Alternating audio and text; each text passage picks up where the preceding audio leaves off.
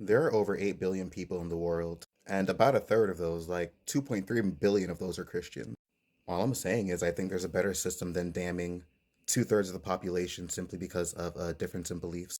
It's hard for me to believe that any loving God would create a system in which billions, more than half, two-thirds of the population, would be damned to eternal conscious torment because of their inability to come to a belief system based off of him. And I think it speaks volumes in religion in general, right? That any religion would think that they have the sole perspective on what divinity is and access to what would be heaven, while billions, while a high majority of what God's creations would be on this planet don't have access to it, simply because of a difference in belief systems.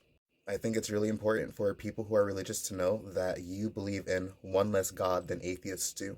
You're not afraid of going to anybody else's hell, and you really aren't caring about anybody else's heaven. So I think it's important that we start to assess that maybe we have, very subjective experiences with religion, and maybe we should really consider that we're not all that special. I think it takes a certain level of, I would say, maybe audacity to believe that one group has the right perspective and everybody else deserves to suffer because of that.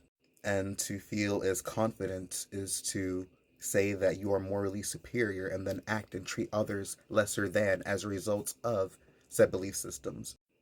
I somehow don't think that anything that is a loving being that is higher than a human, that has the capacity to hold more empathy and more understanding than me, would create a system that is the default.